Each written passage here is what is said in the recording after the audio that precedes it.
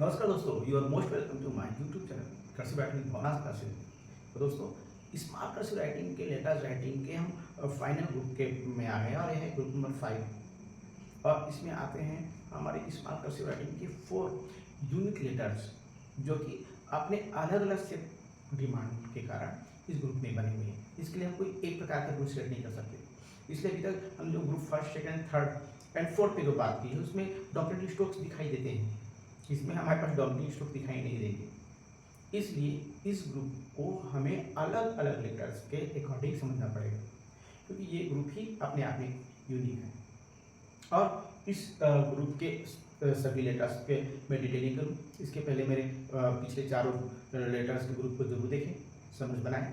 और इस वीडियो के आते आते 5 important rules for of small cursive writing and basic strokes पे मेरी वीडियो बनी हुई है, लिंक डिस्क्रिप्शन में दिया हुआ है, जरूर देखिए। दोस्तों, आज इन वीडियो का मैं डिटेलिंग करूँगा, आप बहुत ध्यान से समझेंगे, क्योंकि ये अलग अलग लेटर हैं और अलग अलग लेटर्स अलग अलग साइड डिमांड करते हैं और इसलिए हम किसी एक रूल के साथ आगे नहीं बढ़ सकते। लेकिन जो कॉमन रूल है उसको तो मैं 5 इंपॉर्टेंट रूल्स में बता ही चुका हूँ। चलिए देखते हैं हमारे फर्स्ट लेटर ई को। ई के बारे में अगर बात करूँ तो ई एक ऐसा लेटर है जिसको बच्चा सबसे पहले सीख जाता है। लेकिन अगर कोई लेटर सबसे ज़्यादा परेशान करता है राइटिंग के दौरान तो वो ई ही है। इसलिए सबसे आसान लेटर ई है और सबसे कठिन लेटर या डिफिकल्टी देने वाला लेटर भी ई है। इसलिए ई को बहुत ध्यान से समझिए। हम टिक करके चले जाएंगे सेकेंडरी लाइन में। ये हमारा 5 इंपॉर्टेंट रूल्स में फर्स्ट रूल रहता है, लेकिन हमको इस नियम को थोड़ा तोड़ना पड़ेगा। हम जब टिक करके जाते हैं सेकेंडरी लाइन में, तो सेकेंडरी लाइन में पहुंचने से पहले ही हम अपने पेन को एक राउंड शेप के लिए रेडी कर लेते हैं और पीछे साइड आते हैं। अब ये राउंड जो शेप आएगा इसे को बहुत अच्छे से समझिए। ये ऊपर से राउंड दिखना चाहिए, नीचे से लेकिन ये ओवल शेप आना चाहिए, एक शेप में आना चाहिए, और वो भी इस हमारे स्ट्रोक को बीच से कट करते हुए आए, तभी हमारा ई सुंदर दिखाई दे रहा है। तो कुल मिला के हम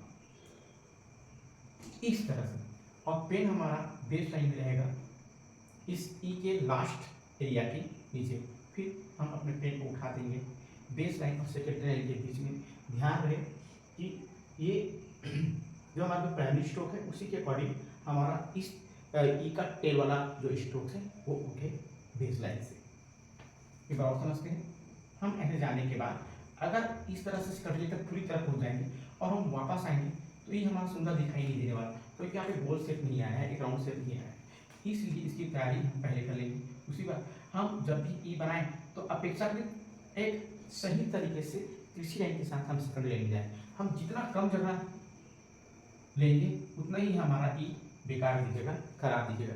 और यही गलती होती है बच्चों से, वो पर्याप्त तिरछी लाइन के साथ सेकेंडरी लाइन तक नहीं पहुंच पाते हैं और जिसके कारण ई को बैक आकर अपने शेप को पाने में परेशानी होती है। ध्यान दें, हम राइट टिक करके जाएं तो थोड़ी ज़्यादा तिरछी जाए ई के लिए, और सेकेंडरी लाइन में पहुंचने से पहले हाँ राउंड शेप के लिए तैयारी करें और हाँ इस लाइन को और इस सेकेंडरी लाइन और मिड लाइन के बीच से लगभग इस तरह से हम हमारे पहले स्ट्रोक को काटें और ई के लास्ट पॉइंट से हटते हुए हम बेस लाइन से ऊपर उड़ जाएंगे और पेन को छोड़ देंगे सेकेंडरी लाइन और बेस लाइन के बीच में, और बन जाता है हमारा लेटर ई।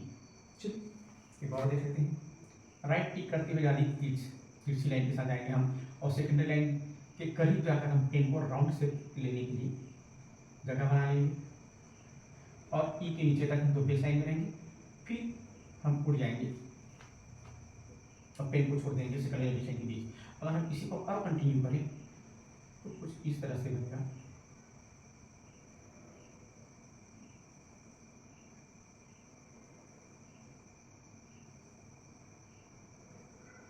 अब देखते हैं हमारे नेक्स्ट लेटर आर।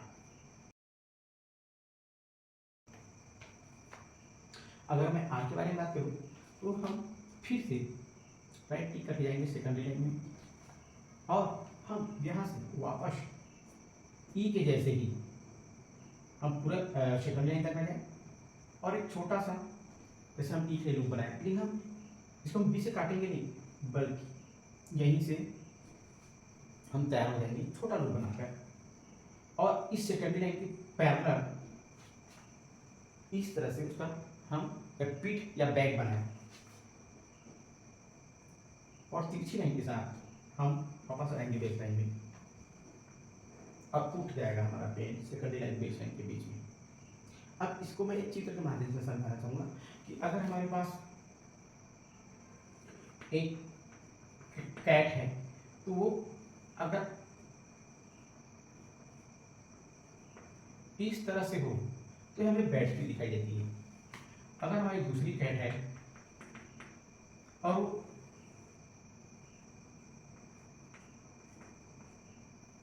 इस तरह से दिखाई दे, उसका हेड वाला हिस्सा नीचे हो और कमर वाला हिस्सा ऊपर हो, तो हमें उठी हुई दिखाई देती है।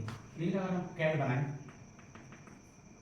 और उसके पिछले हिस्से को हम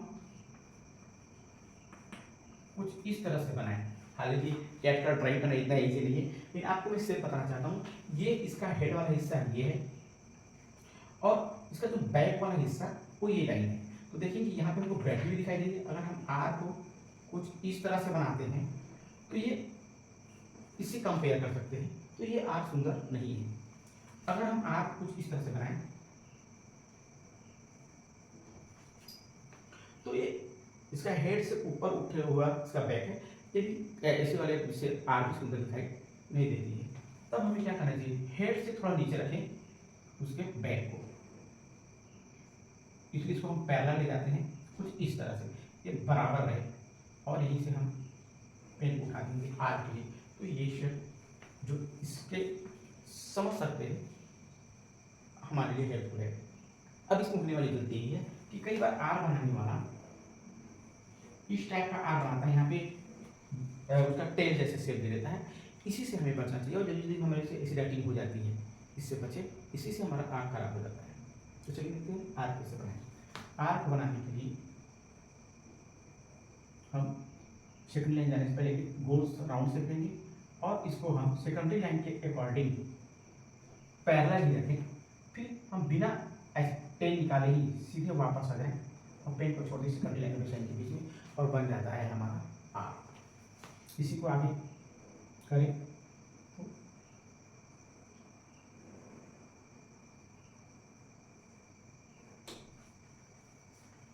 हमें इस बैग को बहुत बड़ा बनाने से भी बचना चाहिए। इस तरह से बैग को बहुत बड़ा ना बनाएं, बल्कि छोटे बैग के साथ इसको हम कंप्लीट करें, तो बन जाएगा हमारा लेटर आर। चलिए अब देखते हैं हमारे नेक्स्ट लेटर एक्स को।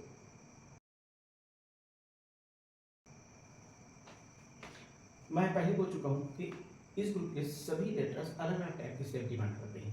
चलिए देखते हैं। हम अभी तक ये पढ़ रहे थे कि हम जब बेस लाइन से सेकेंडरी लाइन में जाएँ तो ज़्यादा तिरछी जाते हैं, लेकिन ये दो लेटर्स ऐसे हैं एक्स एंड जेड, जिसमें हम कम तिरछी जाएंगे तो भी हमारा काम बन सकता है।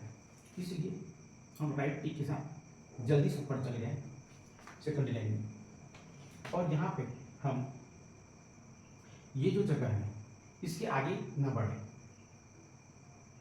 और यहाँ पे एक उल्टा सी जैसे बनाए, और इसी से ओवरलैप करते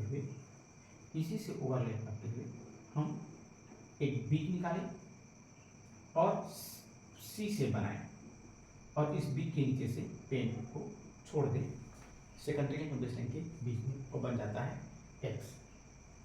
याद रखिए ये सी ही है और ये उसके उल्टा सी, इसको हम अगर पलट के ऐसे रख दें तो वही शेप हमको दिखाई देता है। मतलब एक तरह से एक सी ऐसे है और एक सी ऐसे है, इसलिए इन दोनों सी में जो एक उल्टा सी है वो दोनों एक जैसे आना चाहिए, बहुत छोटा बहुत बड़ा सी नहीं बनना चाहिए। इसलिए हम जैसे ही हम सेकेंडरी लाइन में पहुँचे हैं, इससे हम इसके नीचे वाले एरिया को हम ठीक सकते हैं। इससे हमें आगे एक्स को नहीं बनाना चाहिए।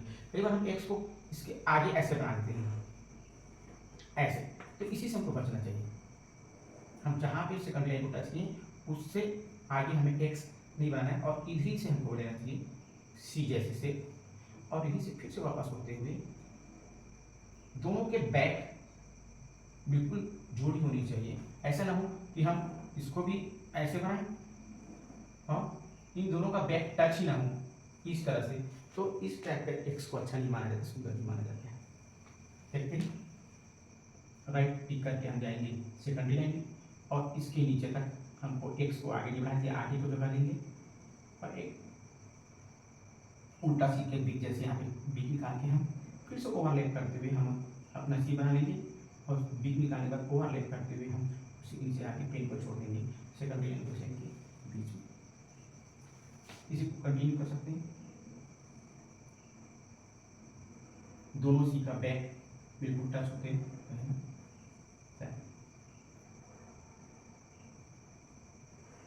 इस तरह से हम बनाते हैं एक्स। ये सावधानी ध्यान दें कि जहाँ से सेकंडरी लाइन टच हुआ है उसके नीचे ही एक्स उधर बनना चाहिए, इसके अंदर नहीं आनी चाहिए। दोनों सी का बैक एक दूसरे से अलग ना हो बल्कि टच हुई हो, ये आपको ध्यान रखना है। चलिए देखते हैं इस ग्रुप का फाइनल लेटर और हमारे स्मॉल कर्सिव राइटिंग का फाइनल लेटर जेड। लेटर बच्चों को परेशान करने वाला लेटर है क्योंकि ऐसा लेटर है जो कि नीचे के बॉटम लाइन को भी टच करता है। इन लेटर्स का जो ऊपर का जो शेप है जो जेड के लिए जरूरी है उसी को ध्यान देने की जरूरत है। इसको हम कई भी तरीके बहुत सारे तरीके से बनाते हैं, उनमें से एक दो तरीके मैं बात करता हूँ। और जेड को आप सही तरीके से सीखना चाहते हैं तो मेरे आने वाले वीडियो का इंतजार करें क्योंकि जेड पे पूरी बात करने वाला हूँ। ठीक, आज देखते हैं जेड के बारे में। देखिए मैं पहले बोल चुका हूँ कि ऐसा ग्रुप है जिसके लिए कोई एक नियम लागू नहीं होता, इनका कोई डोमिनेटिंग स्ट्रोक नहीं है, ये अपने लिए अलग अलग टाइप के शेप डिमांड करते हैं। तो उन्हीं पे बात करता हूँ। हम राइट टिक करते हुए आप जाएंगे बेस लाइन में और जल्दी से ऊपर जाके सेकंडरी लाइन में हाँ जैसे हम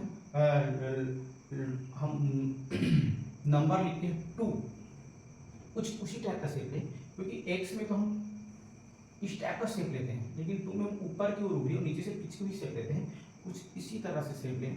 लेकिन हम ले जहाँ पे हम सेकंडरी लाइन को टच किया है फर्स्ट स्ट्रोक के साथ उसी के नीचे तक लाए, मतलब यहाँ हम ऐसे गए हैं तो इसी के जस्ट नीचे तक हमको 2 जैसे शेप बनाना है।